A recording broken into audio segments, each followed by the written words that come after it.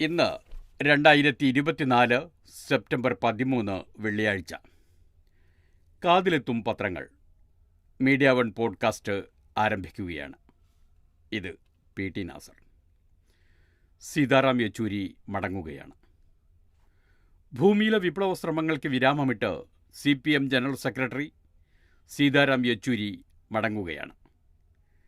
പത്രങ്ങൾ തലക്കെട്ടുകളാൽ യാത്രാമൊഴി ചൊല്ലുന്നു. ലാൽ സിദ്ധാര എന്ന് മാധ്യമം, ചിരകാലം ചെന്താരം എന്ന് മലയാള മനോരമ. ഇല്ല മരിക്കുന്നില്ല എന്ന് പതിവ് കമ്മ്യൂണിസ്റ്റ് മട്ടിൽ മാതൃഭൂമി. തീക്കനൽ അണഞ്ഞുവെന്ന് കേരള കൗമുദി. പ്രിയ സഖാവെ വിട എന്ന് കോൺഗ്രസുകാരുടെ വീക്ഷണം. ഒരു കാലം മായുന്നു എന്ന് ദേശാഭിമാനി. അങ്ങനെ യാത്രാമൊഴികൾ പല വഴികളിൽ കേൾക്കാം. അതിൻ്റെ വാർത്തകളും കേൾക്കാം. ചിരകാലം ചെന്താരം മലയാള മനോരമയുടെ തലക്കെട്ടാണ്. സീതാറാം യെച്ചൂരി 1952-2024. അന്ത്യം ഇന്നലെ ഉച്ച കഴിഞ്ഞ് 3:30. ന്യൂഡൽഹി. പ്രതീക്ഷകൾ വിഫലമാക്കി, ആശ്വാസം നിലച്ചു. ഇടതു രാഷ്ട്രീയത്തിൻ്റെ ശക്തനായ വക്താവായിരിക്കുമ്പോഴും കോൺഗ്രസ് ഉൾപ്പെടെയുള്ള പ്രതിപക്ഷ പാർട്ടികൾക്കെല്ലാം പ്രിയ കോമ്രേഡ് ആയി മാറിയ CPM general secretary Sitaram Yechury, 72 വയസ്സാണ് അദ്ദേഹത്തിന്, അന്തരിച്ചു. ശ്വാസകോശ അണുബാധയെ തുടർന്ന് കഴിഞ്ഞ മാസം 19 മുതൽ എയിംസിൽ ചികിത്സയിലായിരുന്നു. നില വഷളായതോടെ ഏതാനും ദിവസം മുമ്പ് വെന്റിലേറ്ററിലേക്ക് മാറ്റി. ഇന്നലെ ഉച്ച കഴിഞ്ഞ് 3:30 അന്ത്യം. മൃതദേഹം അദ്ദേഹത്തിൻ്റെ ആഗ്രഹപ്രകാരം വൈദ്യപഠനത്തിനായി എയിംസിന് വിട്ടു നൽകും. 2021 അമ്മ കൽപ്പകത്തിൻ്റെ മൃതദേഹവും എയിംസിന് കൈമാറുകയായിരുന്നു. മൃതദേഹം ഇന്ന് വൈകിട്ട് 5 ഡൽഹി വസന്ത് കുഞ്ചിലെ വീട്ടിൽ പൊതുദർശനത്തിനെത്തിക്കും. നാളെ പകൽ 11 മുതൽ 3 വരെ, അതായത് ഇന്ന് പകൽ 11 മുതൽ 3 വരെ കേന്ദ്ര കമ്മിറ്റി ഓഫീസായ AKG ഭവനിൽ പൊതുദർശനം. ഭാര്യ സീമ ചിഷ്തി, അവർ ദ വൈറൽ എഡിറ്ററാണ്. മക്കൾ അഖില, ഡാനിഷ്, പരേതനായ ആശിഷ്. ആന്ധ്ര സ്വദേശികളായ SH യെച്ചൂരിയുടെയും കൽപ്പകത്തിൻ്റെയും മകനായി ചെന്നൈയിൽ 1952 ഓഗസ്റ്റ് 22 ജനനം. 1952 ഓഗസ്റ്റ് 12 ജനനം. സീതാരാമറാവു എന്ന പേരിൽ ജാതിവാൽ മുറിച്ച് പിൽക്കാലത്ത് സീതാറാം യെച്ചൂരിയാക്കുകയായിരുന്നു. സീതാരാമറാവു എന്ന പേരിലെ ജാതിവാൽ മുറിച്ച് പിൽക്കാലത്ത് സീതാറാം യെച്ചൂരിയാക്കുകയായിരുന്നു. 1969 ഡൽഹിയിലേക്കുള്ള വരവ് വഴിത്തിരിവായി. പ്രസിഡന്റ് എസ്റ്റേറ്റ് സ്കൂളിൽ നിന്ന് ഹയർ സെക്കൻഡറിക്ക് CBSE 1ാം റാങ്കുകാരനായി. സെൻറ്റ് സ്റ്റീഫൻസ് കോളേജിൽ നിന്ന് BA എക്കണോമിക്സ് 1ാം ക്ലാസ്സോടെ പൂർത്തിയാക്കി. 1973 MAക്ക് ജവഹർലാൽ നെഹ്റു സർവകലാശാലയിൽ ചേർന്നതോടെ ഇടത് വിദ്യാർത്ഥി രാഷ്ട്രീയത്തിലെത്തി. MAക്ക് ശേഷം JNUവിൽ PhDക്ക് ചേർന്നെങ്കിലും അടിയന്തരാവസ്ഥയ്ക്കിടെ ഒളിവിൽ പോയതോടെ ഗവേഷണം മുടങ്ങി. അക്കാലത്താണ് മേനകാഗാന്ധിയെ JNU ക്യാമ്പസിൽ കയറുന്നത് തടഞ്ഞുവെന്നതിൻ്റെ പേരിൽ യെച്ചൂരി ഉൾപ്പെടെയുള്ളവർ പോലീസ് പിടിയിലാവുന്നത്. 1977 അടിയന്തരാവസ്ഥയ്ക്ക് ശേഷം യെച്ചൂരിയുടെ നേതൃത്വത്തിൽ നടന്ന സമരത്തെ തുടർന്നാണ് JNU ചാൻസലർ പദവി ഇന്ദിരാഗാന്ധി രാജിവെച്ചത്. രാജി ആവശ്യമുന്നയിച്ച് തൻ്റെ വീട്ടിലേക്ക് പ്രകടനമായെത്തിയ JNU വിദ്യാർത്ഥികൾക്കിടയിലേക്ക് ഇന്ദിര ഇറങ്ങിച്ചെന്നു. ഇന്ദിരയെ സാക്ഷിയാക്കി യെച്ചൂരി അവർക്കെതിരെ പ്രതീകാത്മക കുറ്റപത്രം വായിക്കുന്ന ചിത്രം വിഖ്യാതമാണ്. ആ ചിത്രം ഇന്നും ഇന്നലെയുമായി പത്രങ്ങളിലും സോഷ്യൽ മീഡിയകളിലും പാറിക്കളിക്കുന്നുണ്ട്. 1977-78 അദ്ദേഹം JNU വിദ്യാർത്ഥി യൂണിയൻ്റെ അധ്യക്ഷനായി. 1984 SFI ദേശീയ പ്രസിഡന്റായി. 1984 SFI ദേശീയ പ്രസിഡന്റായി. അതേ വർഷം 32 വയസ്സുള്ളപ്പോൾ CPM കേന്ദ്ര കമ്മിറ്റിയിൽ പ്രകാശ് കാരീട്ടിനോടൊപ്പം സ്ഥിരം ക്ഷണിതാവായി. പിറ്റേ വർഷം കേന്ദ്ര കമ്മിറ്റി അംഗവും. പാർട്ടിയുടെ ഉന്നത വേദിയിൽ എത്താറായോ എന്ന് യെച്ചൂരി സംശയിച്ചെങ്കിലും അന്നത്തെ ജനറൽ സെക്രട്ടറി EMSന് സംശയമുണ്ടായിരുന്നില്ല. ആ പ്രതീക്ഷ ശരിവെച്ച പ്രവർത്തന മികവോടെ 1992 CPM പോളിറ്റ് ബ്യൂറോ അംഗമായി. CPMൻ്റെ ചരിത്രത്തിൽ ഏറ്റവും കടുത്ത പ്രതിസന്ധിയുടെ കാലത്ത് 2015 മുതൽ തുടർച്ചയായി 3 തവണ പാർട്ടി ജനറൽ സെക്രട്ടറിയുമായി. പദവിയിലിരിക്കെ മരിക്കുന്ന ആദ്യ CPM ജനറൽ സെക്രട്ടറിയാണ്. 2005 മുതൽ 2017 വരെ ബംഗാളിൽ നിന്നുള്ള രാജ്യസഭാംഗമായിരുന്നു.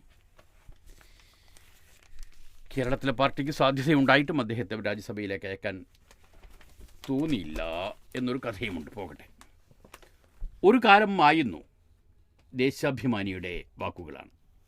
CPM general secretary Sitaram Yechury ഇവിടെ പറഞ്ഞു. ഡൽഹി ഓൾ ഇന്ത്യ മെഡിക്കൽ സയൻസിൽ വ്യാഴം പകൽ 3:05 അന്ത്യം. ശ്വാസകോശ അണുബാധയെ തുടർന്ന് കഴിഞ്ഞ ആഗസ്റ്റ് 19 മുതൽ എയിംസിൽ ചികിത്സയിലായിരുന്നു. മാർക്സിസ്റ്റ് സൈദ്ധാന്തികനും ഇടതുപക്ഷ പുരോഗമന മതനിരപേക്ഷ പ്രസ്ഥാനങ്ങളുടെ നായകനുമായ സീതാറാം യെച്ചൂരി CPIMൻ്റെ 5ാമത്തെ ജനറൽ സെക്രട്ടറിയാണ്. വിശാഖപട്ടണത്ത് 2015 നടന്ന 21ാം പാർട്ടി കോൺഗ്രസിലാണ് യെച്ചൂരി ജനറൽ സെക്രട്ടറിയായത്. ഹൈദരാബാദ്, കണ്ണൂർ പാർട്ടി കോൺഗ്രസുകളിൽ വീണ്ടും ആ പദവിയിൽ. ജനറൽ സെക്രട്ടറിയായിരിക്കെ അന്തരിച്ച ആദ്യ നേതാവാണ്. 1992 ചെന്നൈയിൽ 14ാം പാർട്ടി കോൺഗ്രസിൽ PB അംഗമായി. 2005 മുതൽ 2017 വരെ ബംഗാളിൽ നിന്നുള്ള രാജ്യസഭാംഗം. രാജ്യസഭയിൽ CPM കക്ഷി നേതാവായി. ജനകീയ വിഷയങ്ങൾ ഉന്നയിച്ചും വർഗീയതയ്ക്കും നവ ഉദാരവൽക്കരണ നയങ്ങൾക്കുമെതിരായും പാർലമെൻറ്റിൽ മികച്ച രീതിയിൽ ഇടപെട്ടു. ഗതാഗതം, വിനോദസഞ്ചാരം, സാംസ്കാരികം സ്റ്റാൻഡിംഗ് കമ്മിറ്റി ചെയർമാൻ എന്ന നിലയിൽ സുപ്രധാന റിപ്പോർട്ടുകൾ തയ്യാറാക്കുന്നതിന് നേതൃത്വം നൽകി. 1996 ഐക്യമുന്നണി സർക്കാരിൻ്റെയും 2004 ഒന്നാം UPA സർക്കാരിൻ്റെയും രൂപീകരണത്തിൽ നിർണായക പങ്ക് വഹിച്ചു. UPA ഇടതുപക്ഷ ഏകോപന സമിതി അംഗമായി. 2014 മുതൽ BJP സർക്കാരിനെതിരായ ആശയ പ്രചാരണത്തിനും പ്രക്ഷോഭത്തിനും നേതൃത്വം നൽകി. മോദി സർക്കാരിൻ്റെ അമിതാധികാര വാഴ്ചയ്ക്കെതിരെ പ്രതിപക്ഷ ഐക്യനിര രൂപപ്പെടുത്തുന്നതിൽ പ്രധാന പങ്ക് വഹിച്ചു. ഇതാണ് ഇന്ത്യ കൂട്ടായ്മയുടെ രൂപീകരണത്തിലേക്ക് നയിച്ചത്. കോവിഡ് കാലത്ത് ജനങ്ങളുടെ ആവശ്യങ്ങൾ ഉയർത്തി പ്രചാരണം നയിച്ചു. ജമ്മു കാശ്മീരിലും മണിപ്പൂരിലുമടക്കം സംഘർഷബാധിത മേഖലകൾ സന്ദർശിച്ച് ജനങ്ങൾക്ക് ആശ്വാസമേകി. വിദേശ കമ്മ്യൂണിസ്റ്റ് പാർട്ടികളുമായുള്ള CPMൻ്റെ ബന്ധം മെച്ചപ്പെടുത്തുന്നതിന് നേതൃത്വം നൽകി. JNUവിൽ വിദ്യാർത്ഥിയായിരിക്കെ SFI വഴിയാണ് പൊതുരംഗത്ത് വന്നത്. അഖിലേന്ത്യാ പ്രസിഡന്റ്, ജോയിന്റ് സെക്രട്ടറി എന്നീ നിലകളിൽ പ്രവർത്തിച്ചു. പഠിക്കുക, പോരാടുക എന്ന മുദ്രാവാക്യം SFI ഉയർത്തിയത് അക്കാലത്താണ്. 1984 പാർട്ടി കേന്ദ്ര കമ്മിറ്റിയിൽ സ്ഥിരം ക്ഷണിതാവായി. 85 12ാം പാർട്ടി കോൺഗ്രസിൽ കേന്ദ്ര കമ്മിറ്റി അംഗമായി. 88 കേന്ദ്ര സെക്രട്ടേറിയറ്റ് അംഗമായി. P. സുന്ദരയ്യ കേന്ദ്ര സെക്രട്ടേറിയറ്റ് എന്ന സംവിധാനം ഇപ്പോഴില്ല, സെൻട്രൽ സെക്രട്ടേറിയറ്റ്. 1988 കേന്ദ്ര സെക്രട്ടേറിയറ്റിൽ അംഗമായി. P. Sundarayya, EMS, BTR, Harkishan Singh Surjit, Basava Punnaiah, ജ്യോതി ബസു തുടങ്ങിയ മുതിർന്ന നേതാക്കൾക്കൊപ്പം പ്രവർത്തിച്ചു. അച്ഛൻ സർവേശ്വര സോമയാജലി യെച്ചൂരി ഓട്ടോമൊബൈൽ എഞ്ചിനീയറായിരുന്നു. സർക്കാർ ഉദ്യോഗസ്ഥയായിരുന്ന അമ്മ കൽപ്പകം യെച്ചൂരി സാമൂഹ്യ പ്രവർത്തന രംഗത്ത് സജീവമായിരുന്നു. അവിഭക്ത ആന്ധ്രാപ്രദേശ് സ്വദേശികളായ ഇവർ ചെന്നൈയിൽ താമസിക്കുമ്പോഴാണ് 1952 ആഗസ്റ്റ് 12 യെച്ചൂരി ജനിച്ചത്. സോമയാജലു ആന്ധ്രാപ്രദേശ് ട്രാൻസ്പോർട്ട് കോർപ്പറേഷനിൽ ജോലിക്ക് ചേർന്നതിനെ തുടർന്ന് കുടുംബം ഹൈദരാബാദിലേക്ക് മാറി. അച്ഛൻ്റെ അടിക്കടിയുള്ള സ്ഥലമാറ്റം കാരണം മുത്തശ്ശിയാണ് യെച്ചൂരിയെ വളർത്തിയത്. 1967-68 കുടുംബം ഡൽഹിയിലേക്ക് മാറി. 11ാം ക്ലാസ് പഠനം പ്രസിഡൻസ് സ്കൂളിൽ തുടർന്നു. ഡൽഹി സെൻറ്റ് സ്റ്റീഫൻസ് കോളേജിൽ നിന്ന് BA ഓണേഴ്സ് ചെയ്തത്. അടിയന്തരാവസ്ഥയ്ക്ക് ശേഷം 10 മാസത്തിനുള്ളിൽ 3 പ്രാവശ്യം JNU യൂണിയൻ തെരഞ്ഞെടുപ്പ് നടത്തിയപ്പോഴും ചെയർമാനായി ജയിച്ചത് യെച്ചൂരിയാണ്. തെലുങ്ക്, ഹിന്ദി, ഇംഗ്ലീഷ്, ബംഗാളി, ഉറുദു, തമിഴ് ഭാഷകൾ മികവോടെ കൈകാര്യം ചെയ്തിരുന്നു. മലയാളം കേട്ടാൽ മനസ്സിലാകുമായിരുന്നു. ദേശീയ മാധ്യമങ്ങളിൽ പംക്തികൾ കൈകാര്യം ചെയ്തു. CPIM കേന്ദ്ര കമ്മിറ്റിയുടെ വാരിക പീപ്പിൾസ് ഡെമോക്രാസിയുടെ എഡിറ്ററായും പ്രവർത്തിച്ചു. രചിച്ച പ്രധാന പുസ്തകങ്ങൾ what is this Hindurashtra, pseudo Hinduism exposed, caste and class in Indian politics today, socialism in 21st century, socialism in a changing world, secularism versus communalism, new surge of communalism, ക്രിണക്കി രാജനീതി. പ്രമുഖ മാധ്യമപ്രവർത്തകയും എഴുത്തുകാരിയുമായ ചീമ ചിഷ്തി ഭാര്യയാണ്. BBC Delhi, the Indian Express എന്നിവയിൽ പ്രവർത്തിച്ച സീമ നിലവിൽ the wire എഡിറ്ററാണ്. സാമൂഹ്യ പ്രവർത്തകയും എഴുത്തുകാരിയുമായ ഇന്ദ്രാണി മംജുംദാർ ആദ്യ ഭാര്യയായിരുന്നു. അഖില യെച്ചൂരി UK എഡിൻബറോ സർവകലാശാല അധ്യാപകനായിരുന്ന മാധ്യമപ്രവർത്തകനായിരുന്ന പരേതനായ യാസിഷ് യെച്ചൂരി, ഡാനിഷ് എന്നിവർ മക്കൾ. CPI സംസ്ഥാന സെക്രട്ടറി MV ഗോവിന്ദൻ വ്യാഴാഴ്ച എയിംസിലെത്തി യെച്ചൂരിയെ സന്ദർശിച്ചിരുന്നു. ഇതാണ് ദേശാഭിമാനിയുടെ ലീഡ് വാർത്ത. വിയോഗം കേന്ദ്രത്തിൻ്റെ തിരുത്തൽ പ്രക്രിയയ്ക്കിടെ. തിരുവനന്തപുരം. ജനങ്ങളോട് ധാർഷ്ട്യത്തോടെയുള്ള പെരുമാറ്റം മുകൾ തട്ട് മുതൽ താഴെ തട്ട് വരെയുള്ള പാർട്ടി പ്രവർത്തകർ തിരുത്തുക തന്നെ വേണമെന്നാണ് ഒടുവിലത്തെ കേരള സന്ദർശന വേളയിൽ സീതാറാം യെച്ചൂരി പാർട്ടിക്കാരോട് നിഷ്കർഷിച്ചത്. മേഖലാ റിപ്പോർട്ടിങ്ങിലായിരുന്നു ഈ പ്രസംഗം. ലോക്സഭാ തെരഞ്ഞെടുപ്പിലെ വലിയ തോൽവിയെ തുടർന്ന് തിരുത്തൽ പ്രക്രിയയിലേക്ക് കേരള ഘടകത്തെ കേന്ദ്ര നേതൃത്വം നയിക്കുന്നതിനിടെയാണ് ജനറൽ സെക്രട്ടറിയുടെ വിടവാങ്ങൽ. കേരളത്തിലെ സംഘടനാ പ്രശ്നങ്ങളെക്കുറിച്ച് ഇത്രയേറെ ബോധ്യമുള്ള, ഇടപെടുന്ന മറ്റൊരാൾ ഇന്ന് പാർട്ടി നേതൃത്വത്തിലില്ല. പ്രശ്നങ്ങളിൽ നേരിട്ട് ഇടപെടുന്ന രീതിയായിരുന്നു യെച്ചൂരിക്ക്.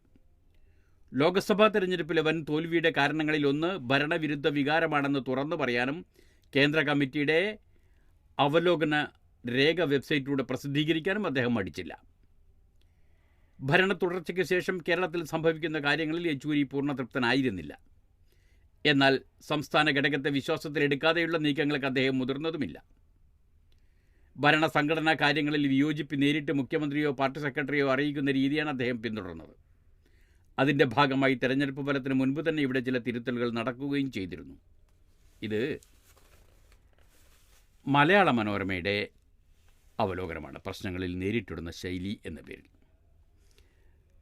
നഷ്ടം ഇന്ത്യ എന്ന ആശയത്തിനും എന്ന് പറയുന്നു യോഗേന്ദ്ര യാദവ്. മലയാള മനോരമയിലാണ് ചെറിയൊരു കുറിപ്പ് യോഗേന്ദ്ര യാദവിൻ്റേതായി വന്നിട്ടുള്ളത്. അതിങ്ങനെയാണ്: സീതാറാം യെച്ചൂരിയുടെ വിയോഗത്തിലൂടെ ഇന്ത്യക്ക് നഷ്ടമാകുന്നത് വിപ്ലവ ദർശനത്തെ പാർലമെൻ്ററി രാഷ്ട്രീയവുമായും രാഷ്ട്രീയ തത്വങ്ങളെ പ്രവർത്തനങ്ങളുമായും ദേശീയ രാഷ്ട്രീയ സങ്കല്പത്തെ രാജ്യത്തെ അവസാന പൗരനുമായും ബന്ധിപ്പിക്കുന്ന പാലമാണ്. തത്വത്തിലും പ്രയോഗത്തിലും ജനകീയ മുന്നണി രൂപപ്പെടുത്തിയ അദ്ദേഹത്തിന് എല്ലാ ജനാധിപത്യ മതനിരപേക്ഷ ശക്തികളെയും ഒരുമിപ്പിച്ച് നമ്മുടെ ഭരണഘടനാ റിപ്പബ്ലിക്കിനെതിരായ കടന്നുകയറ്റത്തെ ചെറുക്കാനായി. മാതൃകാ വിദ്യാർത്ഥി നേതാവ്, മികച്ച പാർലമെൻ്റ് അംഗം, ഒന്നാന്തരം പ്രസംഗകൻ, രാഷ്ട്രീയ ഭേദമന്യേ നല്ല സുഹൃത്ത്. യെച്ചൂരി എന്ന സഖാവിൻ്റെ വേർപാട് ഇടതുപക്ഷത്തിന് മാത്രമല്ല ഇന്ത്യ എന്ന ആശയത്തിനായി നിലകൊള്ളുന്ന എല്ലാവർക്കും വലിയ നഷ്ടമാണ്. CPM-ഉം രാജ്യവും നിർണായക പ്രതിസന്ധിയിലായിരുന്നപ്പോൾ നേതൃത്വമേറ്റയാളാണെന്നും എന്നും മാർക്സിസ്റ്റ് കമ്മ്യൂണിസ്റ്റായിരുന്നു സഖാവ് യെച്ചൂരി. വിഭാഗീയത മറികടന്ന് പാർട്ടിയെയും ഇടതുപക്ഷ പ്രസ്ഥാനത്തെയും നയിച്ച അദ്ദേഹം വർഗീയതയെ, ഏകാധിപത്യത്തെ, ചങ്ങാത്ത മുതലാളിത്തത്തെ ചെറുക്കുന്നതിൽ ചരിത്രപരമായ പങ്ക് വഹിച്ചു. അധ്വാനവർഗ പക്ഷക്കാരനായ അദ്ദേഹം ദലിതരുടെയും ആദിവാസികളുടെയും പിന്നോക്കക്കാരുടെയും ഉൾപ്പെടെ ഏവരുടെയും സഖാവും ജനകീയ സമരമുഖങ്ങളുടെ മുന്നണി പോരാളിയുമായിരുന്നു. സ്വന്തം ശരീരം മെഡിക്കൽ ഗവേഷണങ്ങൾക്കായി നൽകാനുള്ള തീരുമാനം അദ്ദേഹത്തിൻ്റെ സാമൂഹിക പ്രതിബദ്ധത വ്യക്തമാക്കുന്നു. വിവിധ ദേശങ്ങളെ, ഭാഷകളെ, സമൂഹങ്ങളെ ഒന്നിപ്പിക്കുന്ന അദ്ദേഹത്തിൻ്റെ ജീവിതയാത്ര ശരിക്കും ഭാരത് ജോഡോയുടെ നിദർശനമാണ്. ലാൽ സലാം, സഖാവ് സീതാറാം യെച്ചൂരി.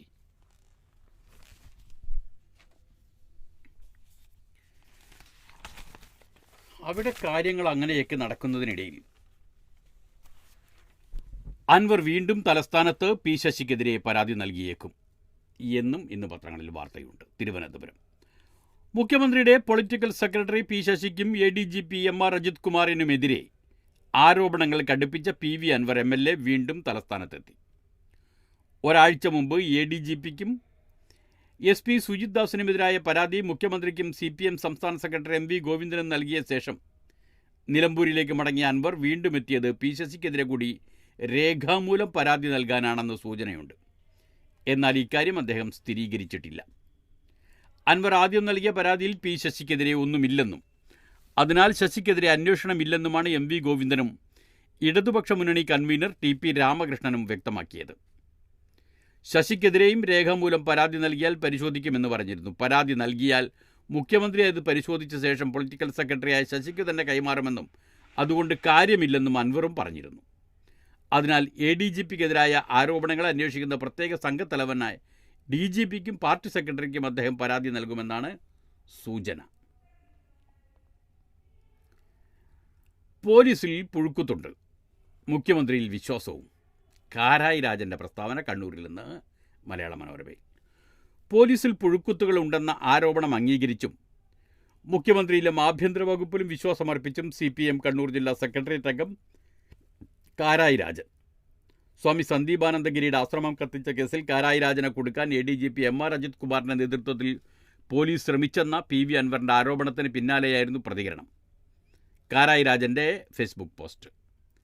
ആഭ്യന്തര വകുപ്പിൽ ഉറച്ച വിശ്വാസമുണ്ട്, അത് സ്വന്തം അനുഭവത്തിൻ്റെ വെളിച്ചത്തിൽ ചാലിച്ചതുകൂടിയാണ്. എന്നാൽ ചില പുഴുക്കുത്തുകൾ എവിടെയും ഉണ്ടാകാം.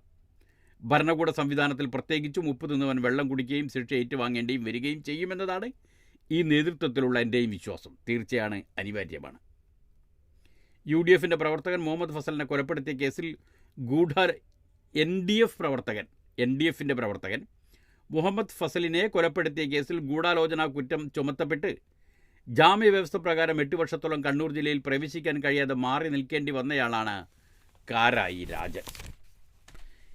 ADGPക്കെതിരായ ആരോപണം. സർക്കാരിന് DGPയുടെ ശുപാർശയുണ്ട്, വിജിലൻസ് അന്വേഷിക്കണം എന്ന്. അന്വേഷിക്കേണ്ട അനധികൃത സമ്പാദ്യം, ആഡംബര വീട് തുടങ്ങിയ ആരോപണങ്ങൾ. പോലീസ് ആസ്ഥാനത്ത് അസാധാരണ നടപടി, ADGPയുടെ മൊഴിയെടുത്ത് DGP.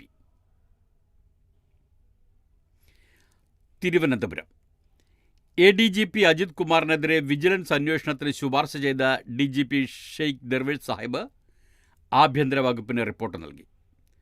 അനധികൃത സമ്പാദ്യം, ആഡംബര വീട് നിർമ്മാണം ഉൾപ്പെടെ PV അൻവർ MLA ഉന്നയിച്ച പരാതികളിൽ 5 കാര്യങ്ങളിലാകും വിജിലൻസ് അന്വേഷണം. വൈകാതെ ഉത്തരവിറങ്ങും. സംസ്ഥാന പോലീസ് ചരിത്രത്തിലെ അസാധാരണ മൊഴിയെടുപ്പിന് പോലീസ് ആസ്ഥാനം ഇന്നലെ സാക്ഷ്യം വഹിച്ചു. സംസ്ഥാന പോലീസ് മേധാവിയായ DGP ദർവേഷ് സാഹിബ് അധികാര ശ്രേണിയിലെ രണ്ടാമനായ ADGP അജിത് കുമാറിൻ്റെ മൊഴിയെടുത്തു. PV അൻവർ ഉന്നയിച്ച ആരോപണങ്ങളിൽ രാവിലെ 10:30 തുടങ്ങിയ മൊഴിയെടുപ്പ് 4 മണിക്കൂറിലേറെ നീണ്ടു. പൂർണ്ണമായും ക്യാമറയിൽ ചിത്രീകരിച്ചു. അന്വേഷണ സംഘത്തിൽ IG G സ്പർശൻ കുമാറും ഉണ്ടായിരുന്നു. അൻവറിൻ്റെ 14 ആരോപണങ്ങളെക്കുറിച്ച് ചോദിക്കുന്നതിന് പകരം അജിത് കുമാറിനോട് കാര്യങ്ങൾ വിശദീകരിക്കാനാണ് DGP ആവശ്യപ്പെട്ടത്. ആരോപണങ്ങൾ തന്നെ കരിവാരി തേക്കാനുള്ള ഗൂഢാലോചനയുടെ ഭാഗമാണെന്നായിരുന്നു അജിത് കുമാറിൻ്റെ നിലപാട്. SP-യെ മാറ്റാത്തതിലുള്ള വിരോധമാകാം അൻവറിൽ നിന്ന് മൊഴി നൽകിയെന്നാണ് വിവരം. അൻവറിനെതിരെ വാർത്ത നൽകിയ ഓൺലൈൻ ചാനലിൻ്റെ ഉടമയ്ക്കെതിരെ നിയമപ്രകാരം കേസെടുത്തെന്നും തീവ്രവാദ വിരുദ്ധ നിയമപ്രകാരം കേസെടുക്കണമെന്ന ആവശ്യം താൻ അംഗീകരിച്ചില്ലെന്നും മൊഴി നൽകിയെന്നറിയുന്നു. ഭരണമുന്നണിയുടെ വരെ ഉലച്ച വിവാദത്തിൽ DGPയുടെ അന്വേഷണ റിപ്പോർട്ട് നിർണായകമാകും. അൻവറിന് പിന്നിൽ മാഫിയ. PV അൻവർ തനിക്കെതിരെ ഉന്നയിച്ച ആരോപണങ്ങൾക്ക് പിന്നിൽ സ്വർണ്ണക്കടത്ത് മാഫിയ അടക്കമുള്ള ചില ബാഹ്യശക്തികളാണെന്ന് അജിത് കുമാർ ആരോപിച്ചതായി അറിയുന്നു.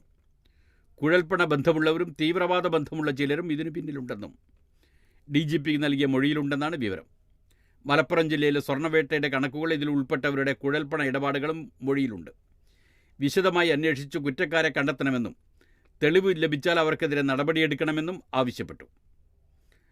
മൊഴിയെടുക്കുന്നതിന് IG സ്പർജൻ കുമാറിനെ നിയോഗിക്കാനായിരുന്നു തീരുമാനമെങ്കിലും അദ്ദേഹം തന്നേക്കാൾ ജൂനിയറാണെന്ന് DGP നേരിട്ട് മൊഴിയെടുക്കണമെന്നും ADGP കത്തു നൽകിയിരുന്നു. അതിനൊക്കെ ഇടയിൽ അൻവറിൻ്റെ പാർക്ക് അനധികൃത നിർമ്മാണങ്ങൾ അവിടെ തന്നെയുണ്ട്. ഉടമ പൊളിച്ചു നിൽക്കേണ്ടിയിരുന്ന അവസാന തീയതി ആഗസ്റ്റ് 25 അതിനി പഞ്ചായത്ത് സെക്രട്ടറി പൊളിക്കും എന്ന് മലയാള മനോരമയിൽ 1-ാം പേജിൽ വാർത്ത. കൂടരഞ്ഞി. PV അൻവർ MLAയുടെ കക്കാടംപൊയിലെ PVR നാച്ചുറോ റിസോർട്ട്സ് കാട്ടരുവി തടഞ്ഞുള്ള നിർമ്മാണങ്ങൾ പൊളിച്ചു നീക്കണമെന്ന കലക്ടറുടെ ഉത്തരവ് സമയപരിധി കഴിഞ്ഞിട്ടും നടപ്പായില്ല. 1 മാസത്തിനധികം ഉടമസ്ഥർ അത് നീക്കിയില്ലെങ്കിൽ പഞ്ചായത്ത് സെക്രട്ടറി പൊളിച്ചു നീക്കി ചെലവ് ഉടമസ്ഥരിൽ നിന്ന് ഈടാക്കണമെന്നായിരുന്നു ഉത്തരവ്. എന്നാൽ ഈ മാസം പൂർത്തിയായ ഓഗസ്റ്റ് 25 ഉടമസ്ഥർ നിർമ്മാണങ്ങൾ നീക്കിയില്ല. പൊളിച്ചു നീക്കാൻ പഞ്ചായത്ത് ടെൻഡർ ക്ഷണിച്ചെന്നും പഞ്ചായത്ത് ബോർഡ് ചേർന്ന് പദ്ധതി അംഗീകരിച്ച ശേഷം തുടർ പ്രവൃത്തി ഉണ്ടാകുമെന്നും സെക്രട്ടറി സുരേഷ് കുമാർ പറഞ്ഞു. റിസോർട്ടിൽ കാട്ടരുവിയുടെ ഒഴുക്ക് തടഞ്ഞു നിർമ്മിച്ച 4 തടയണകൾ പൊടിച്ചു നീക്കാൻ കോടതി ഉത്തരവിട്ടിരുന്നു. എന്നാൽ ഈ ഉത്തരവിനെ പിൻപറ്റി മണ്ണിടിച്ച് കാട്ടരുവി തന്നെ ഇല്ലാതാക്കിയെന്ന പരാതി ഉയർന്നു. ഈ പരാതിയിൽ 2 മാസത്തിനകം കലക്ടർ നടപടിയെടുക്കണമെന്നും കഴിഞ്ഞ മാർച്ചിൽ കേരള ഹൈക്കോടതി ഉത്തരവിട്ടിരുന്നു. കേരള നദീ സംരക്ഷണ സമിതി മുൻ ജനറൽ സെക്രട്ടറി TV രാജൻ്റെ ഹർജിയിലായിരുന്നു ജസ്റ്റിസ് മുരളി പുരുഷോത്തമൻ്റെ ഉത്തരവ്. ജൂൺ 12-നും ജൂൺ 17-നും കലക്ടർ വിചാരണ നടത്തിയെങ്കിലും റിസോർട്ട് ഉടമയോ പ്രതിനിധിയോ ഹാജരായിരുന്നില്ല. Thamarassery tahsildar, Koodaranji village officer, panchayat secretary എന്നിവരും ഹാജരായി ഇവരുടെ വാദങ്ങൾ കേട്ടു. തുടർന്നാണ് കാട്ടരുവി തടഞ്ഞുള്ള നിർമ്മാണങ്ങൾ പൊളിച്ചു നീക്കാൻ കലക്ടർ ഉത്തരവിട്ടത്. 5 വർഷം നീണ്ട നിയമ പോരാട്ടത്തിനൊടുവിലാണ് അൻവറിൻ്റെ അപ്പീൽ തള്ളി ചീഫ് ജസ്റ്റിസ് അധ്യക്ഷനായ ഹൈക്കോടതി ഡിവിഷൻ ബെഞ്ച് റിസോർട്ടിലെ 4 തടയണകളും 1 മാസത്തിനധികം പൊളിച്ചു നീക്കാൻ കഴിഞ്ഞ വർഷം ജനുവരി 31-ന് ഉത്തരവിട്ടത്.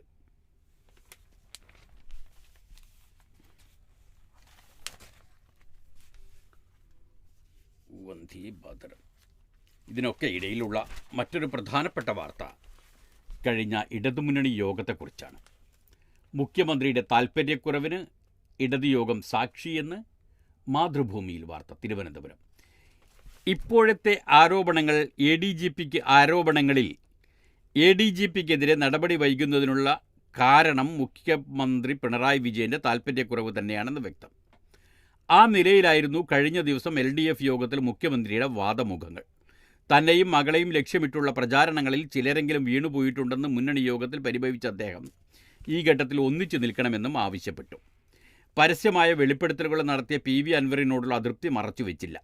ഇടതുപക്ഷ രാഷ്ട്രീയത്തിലൂടെ വന്ന ആളല്ലല്ലോ എന്നായിരുന്നു അൻവറിനെക്കുറിച്ചുള്ള വിശേഷണം.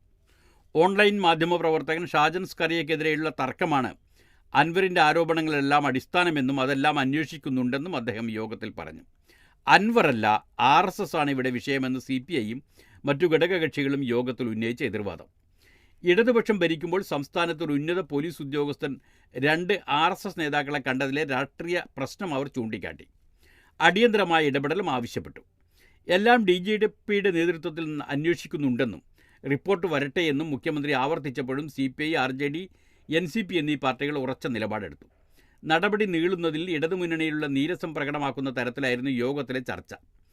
തന്നെ ലക്ഷ്യമിട്ടുള്ള പ്രചാരണം കൂട്ടത്തിലുള്ള ചിലർ തിരിച്ചറിയുന്നില്ലെന്ന് മുഖ്യമന്ത്രി പരാതിപ്പെട്ടപ്പോൾ പിണറായി വിജയൻ RSSന് പുറകെ പോയെന്ന് തങ്ങളാരും കരുതുന്നില്ല എന്നായിരുന്നു ബിനോയ് വിശ്വത്തിൻ്റെ മറുപടി.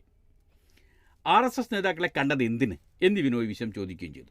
CPI നിലപാടിൽ മാറ്റമില്ലെന്ന് വീണ്ടും സംസ്ഥാന സെക്രട്ടറി ബിനോയ് വിശ്വം. ADGP ഊഴമിട്ട് എന്തിനാണ് RSS നേതാക്കളെ കാണുന്നത് എന്നതാണ് പ്രശ്നം. അന്വേഷണ റിപ്പോർട്ട് വരട്ടെ എന്ന് മുഖ്യമന്ത്രി പറഞ്ഞാൽ അത് മാനിക്കാനുള്ള രാഷ്ട്രീയ ബോധ്യം ഞങ്ങൾക്കുണ്ട്. അതിനർത്ഥം അനന്തമായി നീണ്ടുപോകണമെന്നല്ല. ഞങ്ങൾ മുന്നോട്ടില്ല, പുറകോട്ടുമില്ല, ബിനോയ് വിശ്വം വ്യക്തമാക്കി. അതങ്ങനെയാണ്. ഇല്ല മരിക്കുന്നില്ല.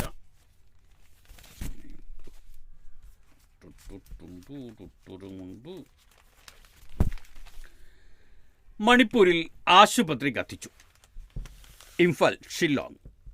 വംശീയ സംഘർഷം നിലനിൽക്കുന്ന മണിപ്പൂരിൽ അജ്ഞാതർ സർക്കാർ ആശുപത്രി കത്തിച്ചു. ജിരിബം ജില്ലയിലെ ബോറോബെക്ര മേഖലയിൽ വ്യാഴാഴ്ച രാവിലെ പോലീസ് ഔട്ട്പോസ്റ്റിന് സമീപമുള്ള പ്രാഥമികാരോഗ്യ കേന്ദ്രമാണ് കത്തിച്ചത്. ഇവിടെ ആരുമില്ലായിരുന്നു. സുരക്ഷാ സേന ഉടൻ സ്ഥലത്തെത്തി. ജിരിബം ജില്ലയിൽ ഈ മാസം 7-ന് നടന്ന ആക്രമണത്തിൽ 5 പേർ കൊല്ലപ്പെട്ടിരുന്നു. വംശീയ കലാപം പടരാതിരുന്ന ജിരിബം ജില്ലയിൽ ജൂണിൽ 59കാരൻ കൊല്ലപ്പെട്ടതിന് പിന്നാലെയാണ് സംഘർഷം തുടങ്ങിയത്. കഴിഞ്ഞ വർഷം മെയ്യിൽ മേറ്റി കുക്കി വിഭാഗക്കാർ തമ്മിൽ നടന്ന സംഘർഷത്തിൽ ഇതുവരെ 200-ലേറെ പേർ കൊല്ലപ്പെട്ടിട്ടുണ്ട്. അതേസമയം മണിപ്പൂരിലെ വംശീയ സംഘർഷം അവസാനിപ്പിക്കാൻ പ്രധാനമന്ത്രി നരേന്ദ്രമോദി ഇടപെടണമെന്ന് നോർത്ത് ഈസ്റ്റ് സ്റ്റുഡൻസ് യൂണിയൻ ആവശ്യപ്പെട്ടു. സംഘർഷം അവസാനിപ്പിക്കുന്നതിൽ പരാജയപ്പെടുന്നത് മണിപ്പൂരിൻ്റെ സുസ്ഥിരതയെ തുരങ്കം വയ്ക്കുമെന്ന് മാത്രമല്ല, വടക്ക് കിഴക്കൻ മേഖലയിലെ സമാധാനത്തിനും സുരക്ഷയ്ക്കും ഭീഷണിയാണ്. സംഘർഷം തുടങ്ങിയ ശേഷം മണിപ്പൂർ സന്ദർശിക്കാതിരുന്ന പ്രധാനമന്ത്രിയുടെ ദീർഘകാല മൗനം അക്രമം വർദ്ധിപ്പിക്കാൻ ഇടയാക്കിയെന്ന് സംഘടനയുടെ ചെയർമാൻ സാമുവൽ ജിർവ പറഞ്ഞു. മണിപ്പൂർ ജനത സമാധാനം അർഹിക്കുന്നുണ്ട്. പരസ്പര ധാരണയിലൂടെയും അഹിംസയിലൂടെയും മാത്രമേ അത് സാധ്യമാവുകയുള്ളൂ എന്ന് അദ്ദേഹം കൂട്ടിച്ചേർത്തു. വടക്ക് കിഴക്കൻ മേഖലയിലെ വിദ്യാർത്ഥി സംഘടനകളുടെ കൂട്ടായ്മയാണ് നോർത്ത് ഈസ്റ്റ് സ്റ്റുഡൻസ് യൂണിയൻ. ഹിമാചലിലെ പള്ളിത്തർക്കം. സമാധാന നീക്കവുമായി മുസ്ലിങ്ങൾ. സീൽ ചെയ്യൂ, കോടതി ഉത്തരവ് എതിരെങ്കിൽ ഞങ്ങൾ തന്നെ പൊളിക്കാം. മുസ്ലിം വെൽഫെയർ കമ്മിറ്റി മുനിസിപ്പൽ കമ്മീഷണർക്ക് കത്ത് നൽകി. ഷിംല. സഞ്ജൌലിയിലെ പള്ളിയുടെ ഒരു ഭാഗം പൊളിക്കണമെന്നാവശ്യപ്പെട്ട് തീവ്ര ഹിന്ദു സംഘടനകളുടെ പ്രതിഷേധം വൻ സംഘർഷത്തിൽ കലാശിച്ചതോടെ സമാധാന നീക്കവുമായി മുസ്ലിങ്ങൾ. അനധികൃതമെന്ന് ആരോപിക്കുന്ന പള്ളിയുടെ ഭാഗം സീൽ ചെയ്യണമെന്നും കോടതി ഉത്തരവ് എതിരാണെങ്കിൽ തങ്ങൾ തന്നെ അത് പൊളിക്കാൻ തയ്യാറാണെന്നും വ്യക്തമാക്കി മുസ്ലിം വെൽഫെയർ കമ്മിറ്റി മുനിസിപ്പൽ കമ്മീഷണർക്ക് കത്ത് നൽകി. പള്ളി ഇമാമും വഖഫ് ബോർഡ്, മസ്ജിദ് കമ്മിറ്റി അംഗങ്ങളും ഉൾപ്പെടുന്നതാണ് മുസ്ലിം വെൽഫെയർ കമ്മിറ്റി. ഇവർ ഉൾപ്പെട്ട പ്രതിനിധി സംഘം ഷിംല മുനിസിപ്പൽ കമ്മീഷണർ ഭൂപേന്ദ്ര അത്രിയെ കണ്ടാണ് ഇക്കാര്യത്തിൽ നിലപാട് വ്യക്തമാക്കിയ കത്ത് കൈമാറിയത്. ഹിമാചലിൽ സ്ഥിരതാമസക്കാരായ തങ്ങൾ സമാധാനവും സാഹോദര്യവും നിലനിർത്താനാണ് ഇതിന് മുൻകൈയെടുക്കുന്നതെന്ന് കമ്മിറ്റി അംഗങ്ങൾ പറഞ്ഞു. ഇക്കാര്യത്തിൽ തങ്ങൾക്ക് മേൽ സമ്മർദ്ദമില്ലെന്നും പതിറ്റാണ്ടുകളായി ഇവിടെ താമസിക്കുകയാണെന്നും പള്ളി ഇമാം പറഞ്ഞു. അതേസമയം പള്ളിയുടെ അനധികൃത നിർമ്മാണം പൊളിക്കണമെന്നാവശ്യപ്പെട്ട് പ്രതിഷേധം ആഹ്വാനം ചെയ്ത ദേവ്ഭൂമി സംഘർഷ് കമ്മിറ്റി അംഗങ്ങൾ മുസ്ലിം വെൽഫെയർ കമ്മിറ്റിയുടെ തീരുമാനം സ്വാഗതം ചെയ്തു. സംസ്ഥാനത്തിന് പുറത്തു നിന്നുള്ളവർ വരുമ്പോൾ രജിസ്ട്രേഷൻ നടത്തണമെന്ന് ഹിന്ദു സംഘടനകൾ ആവശ്യപ്പെട്ടിരുന്നു. സഞ്ജൌലി പള്ളി വിഷയത്തിൽ സമരക്കാർക്കെതിരെയുള്ള പോലീസ് നടപടിയിൽ പ്രതിഷേധിച്ച് BJP അനുകൂല സംഘടനകൾ വ്യാഴാഴ്ച രാവിലെ 10 മുതൽ ഷിംലയിൽ 3 മണിക്കൂർ ബന്ദ് നടത്തി. കടകളും വ്യാപാര സ്ഥാപനങ്ങളും അടഞ്ഞുകിടന്നു. പ്രതിഷേധക്കാർ ഡെപ്യൂട്ടി കമ്മീഷണർ ഓഫീസിലേക്ക് മാർച്ച് നടത്തി. ഇതിനിടെ മണ്ഡിയിൽ ജയിൽ റോഡിലുള്ള അനധികൃത നിർമ്മാണം നടത്തിയ പള്ളിയുടെ ഭാഗം മുസ്ലിങ്ങൾ തന്നെ പൊളിച്ചു. പള്ളിയുടെ ഈ ഭാഗം പൊതുമരാമത്ത് വകുപ്പിൻ്റെ ഉടമസ്ഥയിലുള്ള സ്ഥലത്തായിരുന്നു. ഈ വിഷയത്തിൽ പൊതുമരാമത്ത് വകുപ്പും മുനിസിപ്പൽ കോർപ്പറേഷനും പള്ളി കമ്മിറ്റിക്ക് നേരിട്ട് നോട്ടീസ് നൽകിയിരുന്നു. അതങ്ങനെ പോകുന്നു. അക്സ തലസ്ഥാനമായി പലസ്തീൻ രാഷ്ട്രം സ്ഥാപിക്കും, സിൻവാർ പറയുന്നു. മാധ്യമത്തിൻ്റെ അന്താരാഷ്ട്രീയ ഭാഗത്തു നിന്നാണ് ഈ വാർത്ത. ഗസ. അലക്സ തലസ്ഥാനമായി സ്വതന്ത്ര പരമാധികാര പലസ്തീൻ രാഷ്ട്രം സ്ഥാപിക്കുമെന്നും ഇസ്രായേലിനെ പലസ്തീൻ മണ്ണിൽ നിന്ന് പുറന്തള്ളുമെന്നും ഹമാസ് മേധാവി യഹിയ സിൻവാർ പറഞ്ഞു. രക്തസാക്ഷ്യവും ദുരിതങ്ങളും പലസ്തീനികളുടെ പോരാട്ട വീര്യവും ചെറുത്തുനിൽപ്പും ശക്തിപ്പെടുത്തുകയുള്ളൂ. നേതാക്കളുടെയും പോരാളികളുടെയും രക്തം സാധാരണ ഫലസ്തീൻ ജനതയുടെ രക്തത്തിനേക്കാൾ വിലപ്പെട്ടതായി ഞങ്ങൾ കരുതുന്നില്ല. ഇസ്മായിൽ ഹനിയയുടെ രക്തസാക്ഷിത്വം ഇക്കാര്യം അടിവരയിടുന്നു. വിപുലീകരണ ലക്ഷ്യം വെച്ചുകൊണ്ടുള്ള സയനിസ്റ്റ് രാജ്യമാണ് യഥാർത്ഥ ശത്രുവെന്ന് മുസ്ലിം രാജ്യങ്ങൾ തിരിച്ചറിയണം. ഐക്യത്തോടെ നിലയുറപ്പിക്കണം, യഹിയ സിൻവാർ പറഞ്ഞു. ഹമാസ് മേധാവിയായ ശേഷം ആദ്യമായി ഖുദ്സ് TV പുറത്തുവിട്ട യഹിയ സിൻവാറിൻ്റെ പ്രസ്താവനയിലാണ് ഇക്കാര്യം പറയുന്നത്. അതിനിടെ യഹിയ സിൻവാറിനും കുടുംബത്തിനും അദ്ദേഹത്തിന് വേണ്ടപ്പെട്ടവർക്കും സുരക്ഷിതമായി ഗസ വിടാൻ സൗകര്യപ്പെടുത്തി നൽകാമെന്ന് ഇസ്രായേൽ വാഗ്ദാനം ചെയ്തു. ഹമാസ് അതിനോട് പ്രതികരിച്ചിട്ടില്ല. മുൻ ബംഗ്ലാദേശ് പ്രധാനമന്ത്രി ഖാലിദ സിയ ആശുപത്രിയിൽ. ധാക്ക. മുൻ ബംഗ്ലാദേശ് പ്രധാനമന്ത്രിയും ബംഗ്ലാദേശ് നാഷണലിസ്റ്റ് പാർട്ടി നേതാവുമായ ഖാലിദ സിയയെ ആശുപത്രിയിൽ പ്രവേശിപ്പിച്ചു. ദീർഘനാളായി കരൾ സിറോസിസ്, സന്ധിവാതം, പ്രമേഹം, വൃക്ക, ശ്വാസകോശം, ഹൃദയം, കണ്ണുകൾ എന്നിവയുമായി ബന്ധപ്പെട്ട ആരോഗ്യ പ്രശ്നങ്ങൾ നേരിടുന്നുണ്ട് 79കാരി. 5 വർഷമായി വീട്ടുതടങ്കലിലായിരുന്ന ഖാലിദ സിയ വിദ്യാർത്ഥി പ്രക്ഷോഭത്തിൽ ഷെയ്ഖ് ഹസീന ഭരണകൂടം അട്ടിമറിക്കപ്പെട്ടതിനെ തുടർന്ന് ആഗസ്റ്റ് 6-നാണ് മോചിതയായത്. മുൻ പെറു പ്രസിഡന്റ് ഫുജിമോറി അന്തരിച്ചു. ലിമ. മനുഷ്യാവകാശ ലംഘനത്തിന് ദീർഘകാലം തടവ് ശിക്ഷ അനുഭവിച്ച മുൻ പെറു പ്രസിഡന്റ് ആൽബർട്ടോ ഫുജിമോറി 86 വയസ്സായിരുന്നു, അന്തരിച്ചു.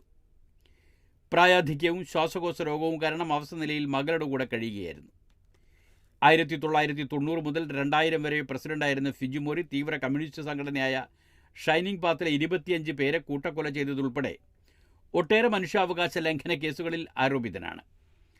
അട്ടിമറി സൂചനയെ തുടർന്ന് 2000-ൽ ജപ്പാനിലേക്ക് ഒളിച്ചോടിയ ഫുജിമോറി അവിടെ വെച്ച് പ്രസിഡന്റ് സ്ഥാനം രാജിവെക്കാൻ ശ്രമിച്ചെങ്കിലും പെറുവിലെ ഭരണ സംവിധാനം അംഗീകരിച്ചില്ല. 2005 നവംബറിൽ ചിലിയിൽ പിടിക്കപ്പെടുന്നതുവരെ അദ്ദേഹം ഒളിവിലായിരുന്നു. 2007 സെപ്റ്റംബറിലാണ് വിചാരണയ്ക്കായി പെറുവിലേക്ക് കൊണ്ടുവന്നത്. 25 വർഷം തടവ് വിധിച്ചിരുന്നെങ്കിലും മാനുഷിക പരിഗണന നൽകി കഴിഞ്ഞ വർഷം മോചിപ്പിച്ചിരുന്നു.